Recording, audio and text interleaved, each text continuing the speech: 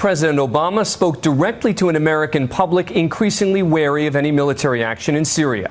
Addressing concerns articulated by citizens and lawmakers alike, he described the dire consequences for America of ignoring Syrian President Assad's actions. But there are also, according to President Obama, encouraging signs on the diplomatic front. ABC's chief foreign correspondent Terry Moran is in Beirut with full coverage of the crisis in Syria. Terry. Dan, when a president speaks about the possibility of taking America to war, he's addressing not just the nation, but the world. I'm here in Beirut, a city that has been wrecked by war twice in my lifetime, in Lebanon, a country where the Syrian civil war is already spilling over, refugees pouring in, the economy staggering, violence spreading. And just a couple of hours from where I'm standing, Syria and the horrors there. People here in the Middle East who have seen so much of war over the decades are a lot like Americans. They are skeptical about this crisis. They're anxious about it. And so tonight, in a make-or-break moment for him, President Obama addressed all these audiences, trying to clear things up, make his case, and lead. President Obama strode down the Great Hall of the White House to talk to the American people about war. Tonight I want to talk to you about Syria. He had taken that long walk once before under very different circumstances, announcing the killing of Osama bin Laden. Tonight, I can report to the American people and to the world that the United States has conducted an operation that killed Osama bin Laden. There was no victory in his demeanor tonight. Now, I know that after the terrible toll of Iraq and Afghanistan, the idea of any military action, no matter how limited, is not going to be popular. Tonight, the nation saw a president struggling to convince the country of the rightness of a dangerous course of action, a country that has shown skepticism towards a new war. We cannot afford to turn Syria into another Iraq. My short answer to this is not no, but hell no. In the face of such strong opposition from the left and the right, Obama sounded almost defensive at times as he tried to respond to his critics. As some members of Congress have said, there's no point in simply doing a pinprick strike in Syria. Let me make something clear. The United States military doesn't do pinpricks. And again, the president tried to reassure Americans about what his Syria policy is not. I will not put American boots on the ground in Syria. I will not pursue an open-ended action like Iraq or Afghanistan. I will not pursue a prolonged air campaign like Libya or Kosovo. This would be a targeted strike to achieve a clear objective: deterring the use of chemical weapons and degrading Assad's capabilities. This crisis is in part of the president's own making. A year ago, he somewhat offhandedly at a press conference drew a red line for Syrian President Bashar al-Assad and for himself.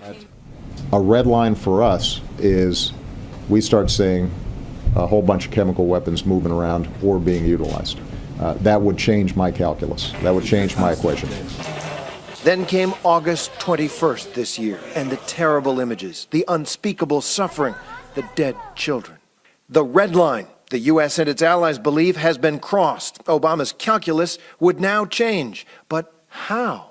When dictators commit atrocities, they depend upon the world to look the other way until those horrifying pictures fade from memory. But these things happened. The facts cannot be denied.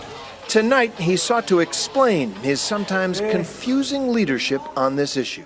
America's not the world's policeman. Terrible things happen across the globe, and it is beyond our means to right every wrong. But when, with modest effort and risk, we can stop children from being gassed to death and thereby make our own children safer over the long run, I believe we should act.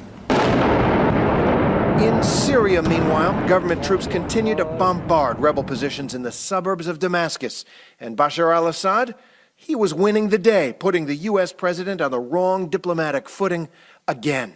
He is a strong survivor, but his strength is deceptive. He doesn't look like your typical ruthless tyrant.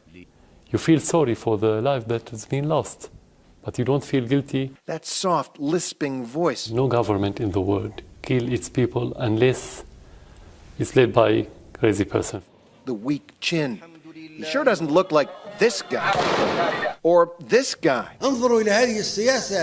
But while other Arab dictators are toppled, dead, or both, Bashar al-Assad has proven to be far more tenacious, wily, and maddeningly successful than U.S. officials guessed during this high-stakes 2.5-year-long showdown with Barack Obama.